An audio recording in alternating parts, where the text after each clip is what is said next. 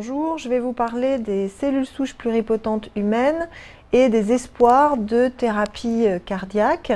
L'infarctus du myocarde, qui concerne à peu près 120 000 personnes en France par an, est lié à une obstruction d'une des artères coronaires qui irriguent le cœur et donc à une destruction par privation en oxygène du territoire concerné et donc de la mort des cardiomyocytes.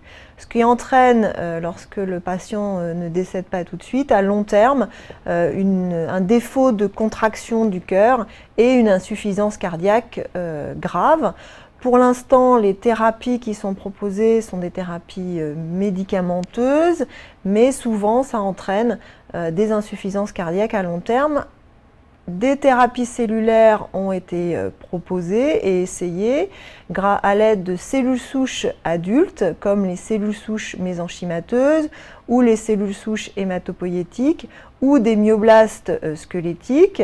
Malheureusement, les résultats donnent des effets qui sont souvent transitoires, car ces cellules souches adultes ne sont pas capables de se différencier en cellules cardiaques.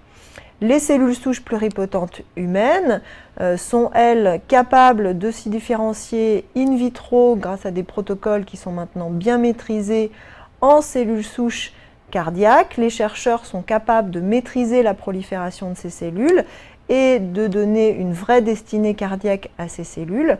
Lorsque ces cellules ont été transplantées dans des cœurs de modèles animaux d'insuffisance cardiaque, chez la souris ou chez le primate, les résultats ont montré une amélioration de la fonction du cœur et une connexion des cellules transplantées avec les cellules de l'hôte, ce qui laisse penser qu'il n'y aura pas de problème de rythme grâce à ces cellules. Alors il reste encore un problème qui est la maîtrise du rejet de la greffe. Les chercheurs travaillent sur de nombreux protocoles comme des immunosuppressions et l'on espère que l'arrivée des cellules souches pluripotentes induites qui pourront porter les marqueurs des patients pourront améliorer ce problème de rejet.